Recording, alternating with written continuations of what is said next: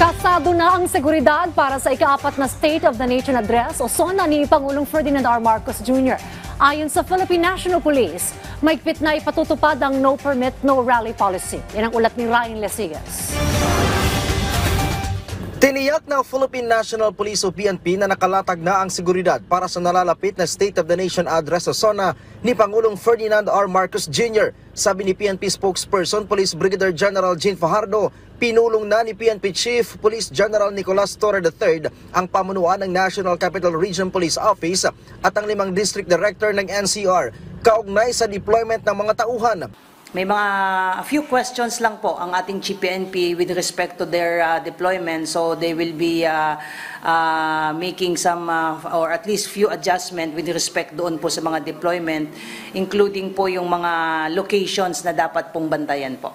Mga more or less 12,000 po ma'am ang i-deploy po for SONA, kasama na po dyan yung mga madideploy within the vicinity po ng House of Representatives. Makikipagpulong na rin ang PNP sa Sergeant at Arms ng House of Representatives para sa security protocol sa loob at labas ng Kamara.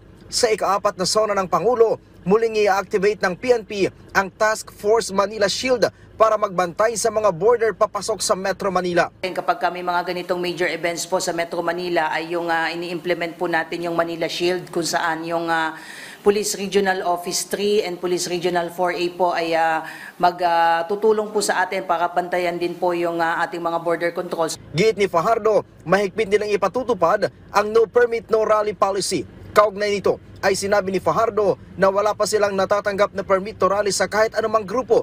Tiniyak naman ng PNP na maghiwalay ang magiging pwesto ng pro at anti-rallyist sa SONA ng Pangulo upang maiwasan ang gulo. Normally po sir, yan po naman ang ating ini-implement na no permit, no rally dahil may Freedom Park naman po, nandiyan po yung Quezon City Circle, but normally alam po natin yan na yung mga particularly yung mga anti-government rallies po ang normally ang kanila pong assembly area, it's either the UP Diliman or doon po sa may COA area and then magmamarch off po sila. But definitely, katulad po nung ginagawa natin na normally ay hanggang doon lamang po sila sa Tandansora papayagan po na probably magsagawa po ng kanilang programa.